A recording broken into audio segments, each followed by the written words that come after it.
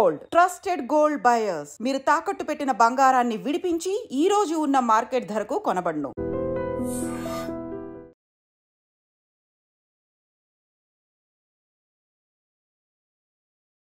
తెలంగాణ రాజకీయం ప్రస్తుతం హాట్గా నడుస్తోంది. ఎందుకంటే మనకు తెలుసు గత 2-3 రోజుల నుంచి జరుగుతున్నటువంటి పరిణామాలు మనం చూస్తున్నాం.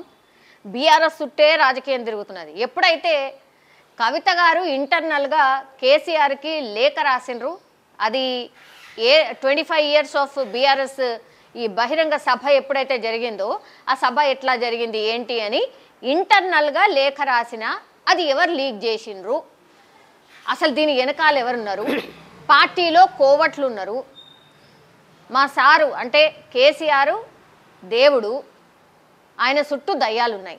సో ఇవన్నీ కూడా తను చేసినటువంటి కామెంట్స్. ఈరోజు కేటీఆర్ ప్రెస్ మీట్ పెట్టిండు, కానీ ఒక్కటంటే ఒక్క మాట కూడా మాట్లాడలే. ఒక మాట ఏదో మాట్లాడిండు, అదేంటి అంటే అట్లా ఇంటర్నల్గా పార్టీ లోపల జరగాల్సినటువంటి చర్చని ఇట్లా బహిరంగంగా బయట చెప్పడం కరెక్ట్ కాదు అని మాత్రమే చెప్పిండు, అంతే. అంటే పెద్ద ఏం లేదు, పట్టించుకోవాల్సిన అవసరం లేదు అన్న టైప్లో. సో అట్లా కొట్టిపాడేసిన పరిస్థితి కనిపిస్తోంది. కానీ పెద్ద ఎత్తున మాత్రం చర్చ అయితే ఇదే, అసలు బీఆర్ఎస్లో ఏం జరుగుతోంది.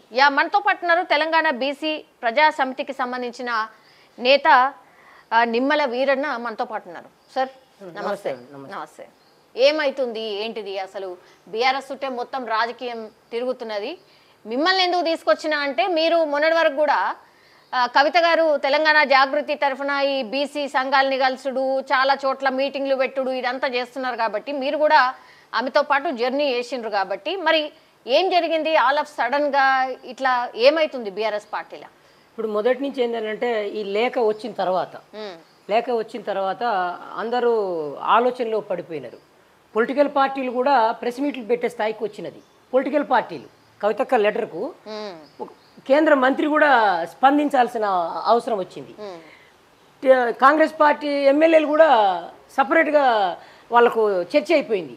అంటే కవిత ఇంట్లో ఏదో ఇష్యూను బయటికి వచ్చింది ఏదో ఉంది, దీన్ని బయటికి తేవాలని కూడా ఇరుపక్షాలను కూడా పోటీ పడుతున్నట్టుగా అవపడుతుంది. వీళ్ళ మధ్యన ఏదో పెట్రోల్ పోసి దీన్ని విడదీయాలనేది ఆలోచనలు కూడా నాకు అవపడతా ఉంది.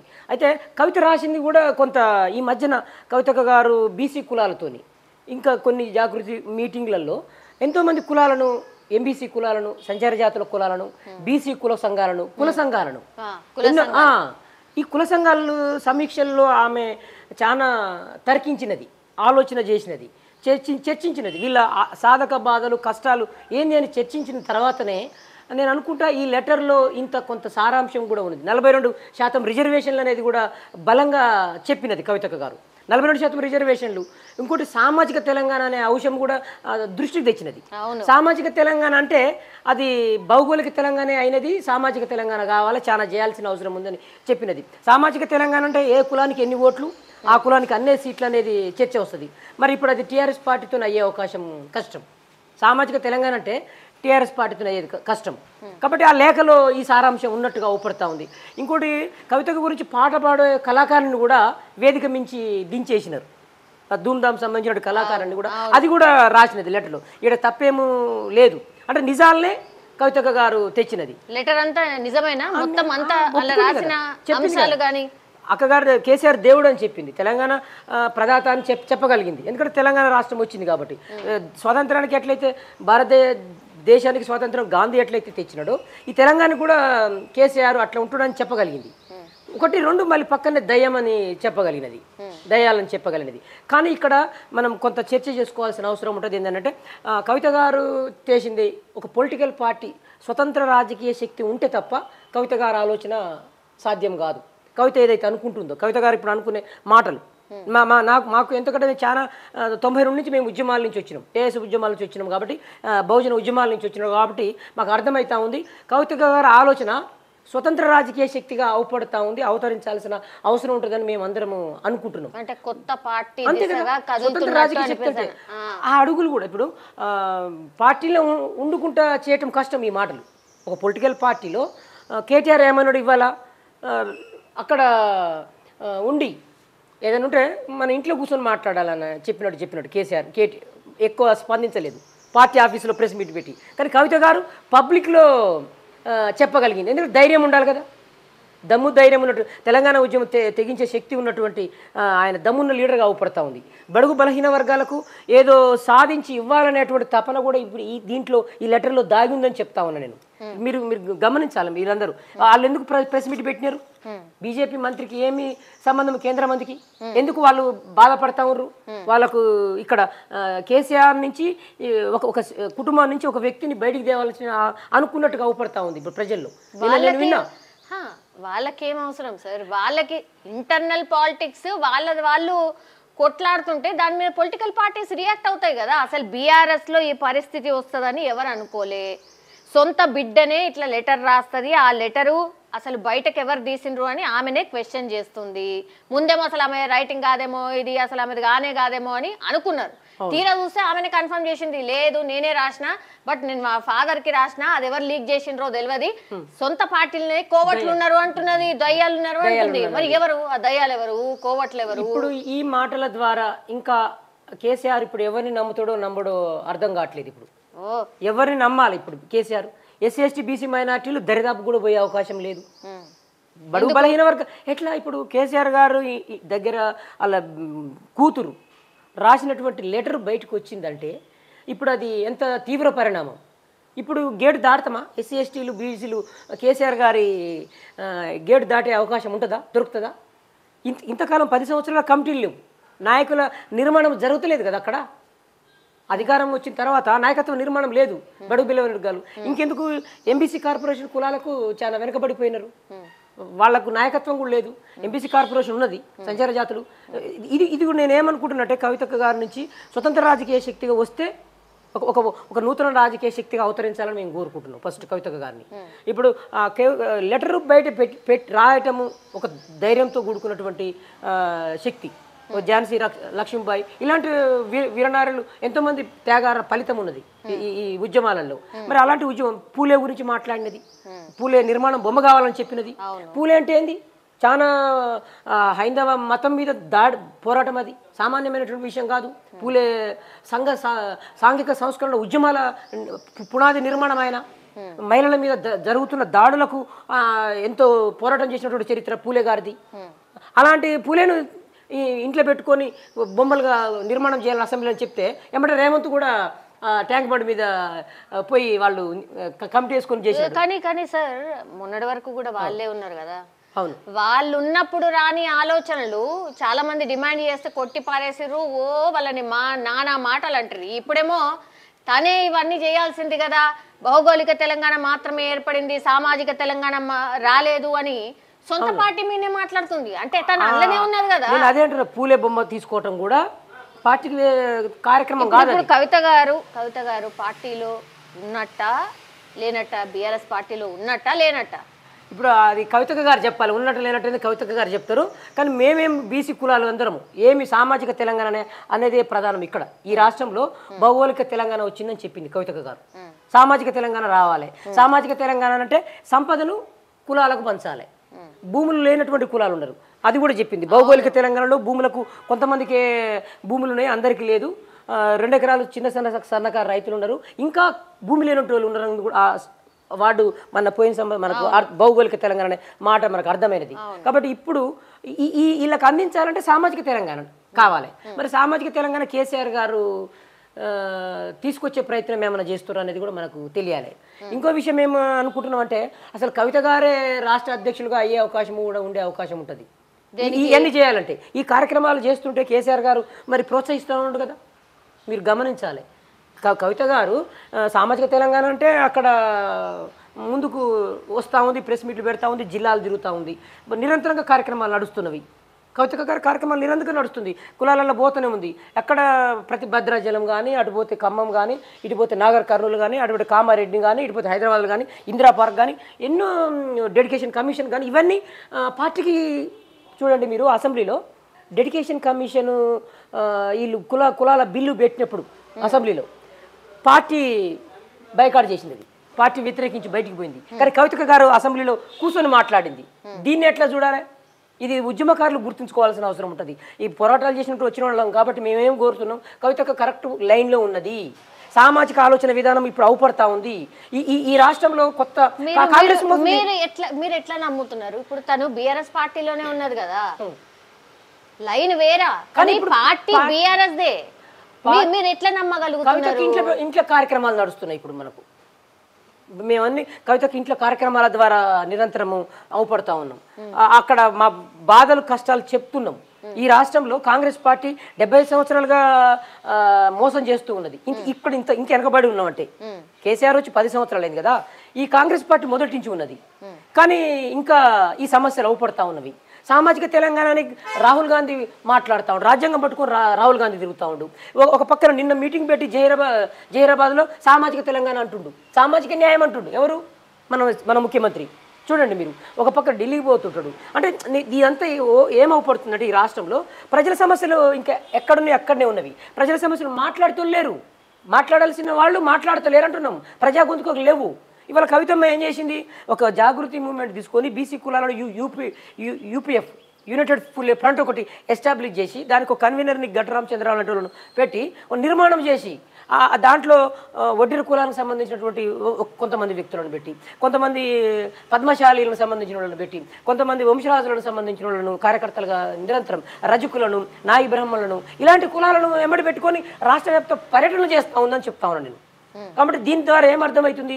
ఈ కులాలను కదులుతున్నాం. పూలేను పట్టుకోవటం అంటే కులాల నిర్మాణము. పూలే అంటే ఈ సామాజిక ఆర్థిక పరివర్తన ఆలోచన విధానం ఉంటుంది. కాబట్టి లెటర్ రాసిన దాంట్లో, కవితకి లెటర్ రాసిన దాంట్లో స్పష్టంగా చెప్తా ఉంది 42% రిజర్వేషన్లు అంటే సామాన్యం కాదు.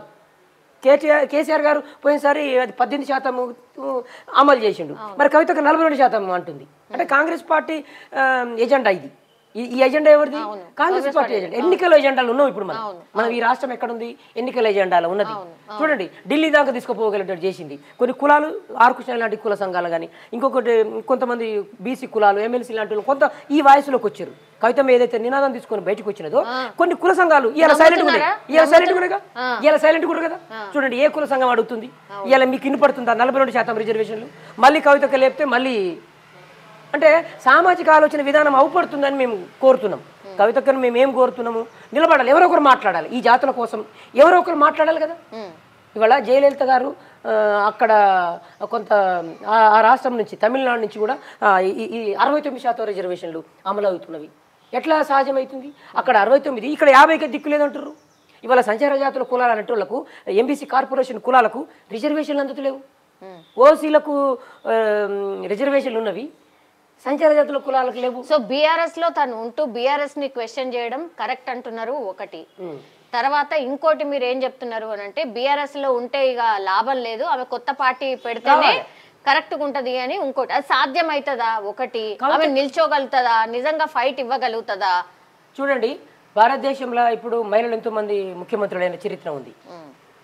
మహిళలు ఢిల్లీ ముఖ్యమంత్రులు కానీ, అటు పోతే రాజస్థాన్లో కానీ, ఇటు పోతే తమిళనాడు కానీ, అక్కడ పోతే ఉత్తరప్రదేశ్లో మాయావతి లాంటి వాళ్ళు కానీ, ఎంతోమంది మహిళలు ఇక్కడ చరిత్ర అవుపడతా ఉంది. మనకు మహిళల ముఖ్యమంత్రి అనే చరిత్ర ఉంది. ఇప్పుడు 33% రిజర్వేషన్లు మనము అమలు అయ్యే అవకాశం ఉంది.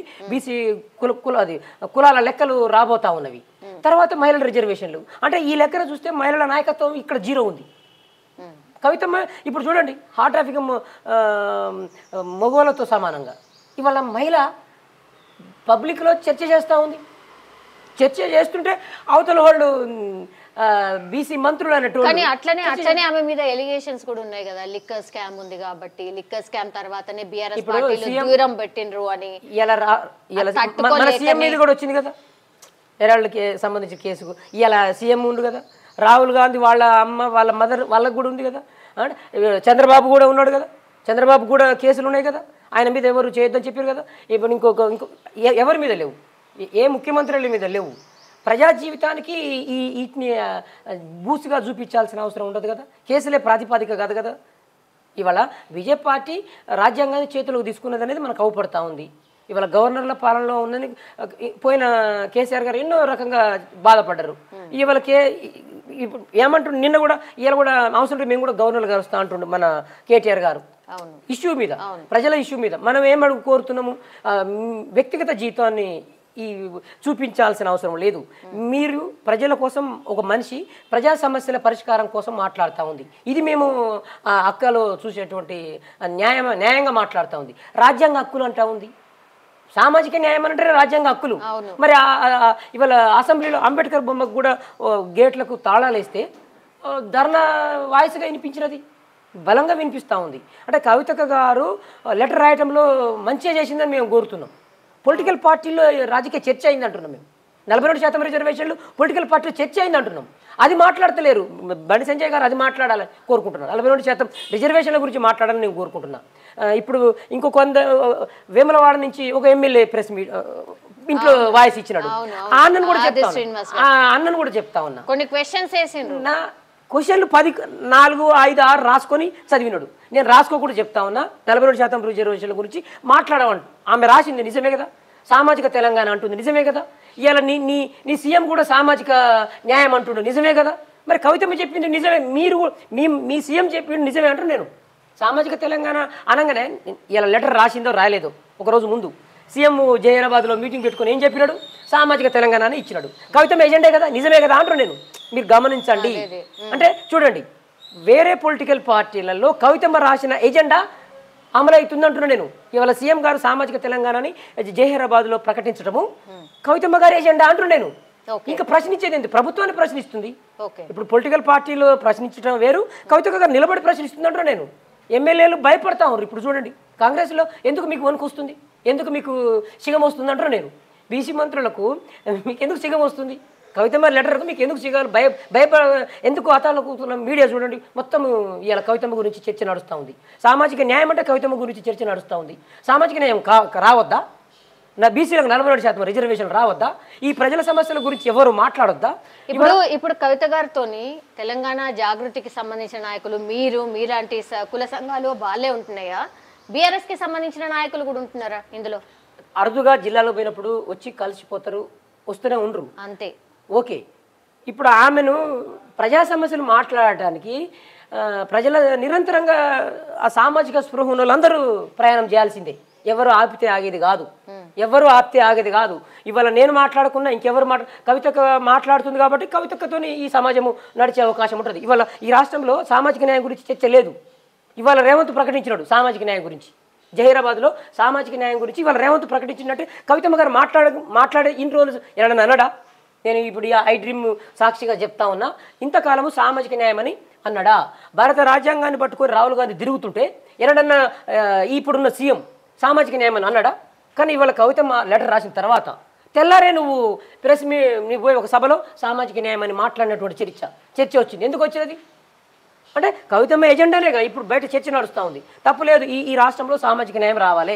తెలంగాణ పోరాటాల చరిత్ర, ఎంతోమంది అమరులైనటువంటి చరిత్ర, ఇవాళ నక్సలిజము ఇవాళ పునాదులు నిర్మాణమైనటువంటి తెలంగాణలో, ఉత్తర తెలంగాణలో ఎన్నో పోరాటాలు నడిచినాయి. తెలంగాణ సాయుధ పోరాటం నడిచింది, ఎంతోమంది అమరులైనరు.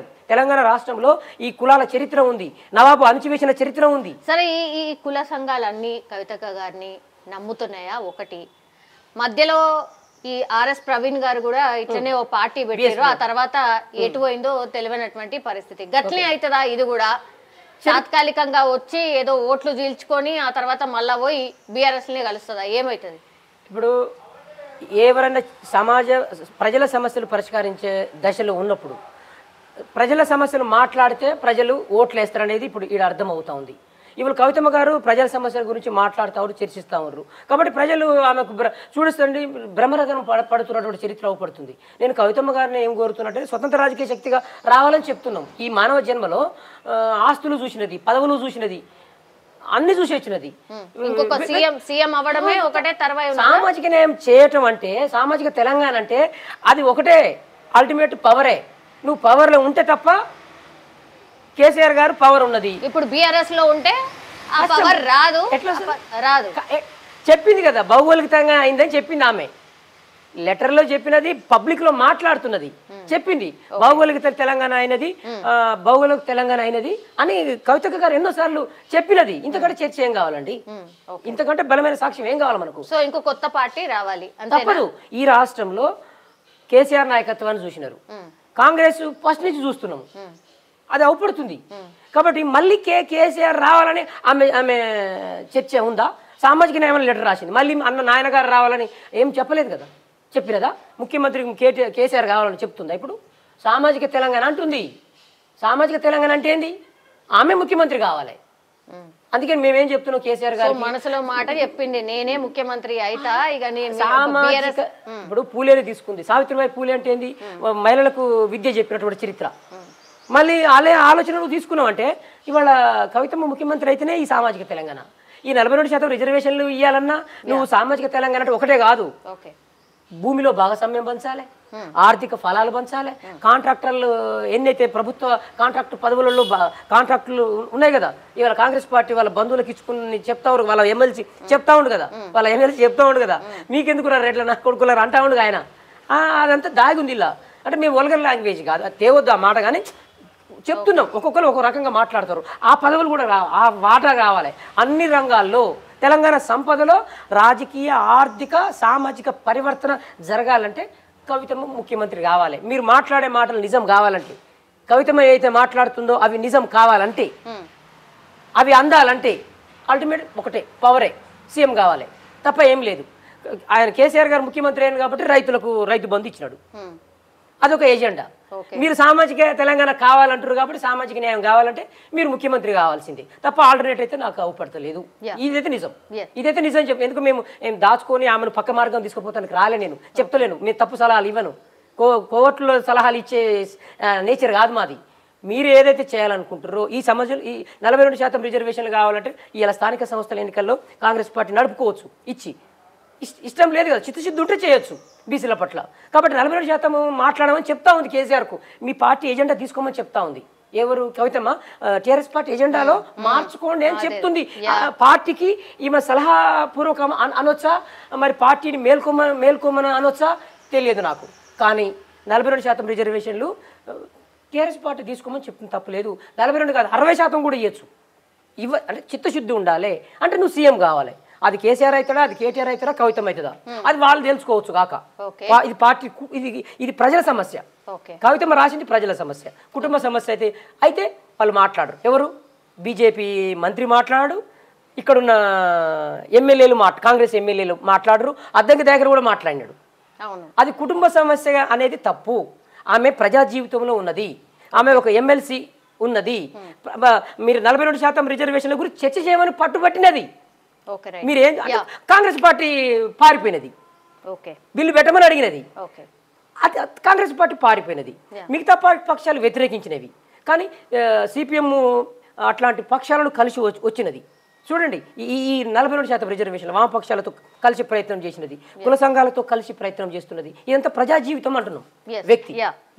ఆల్రైట్, థ్యాంక్ యూ అండి.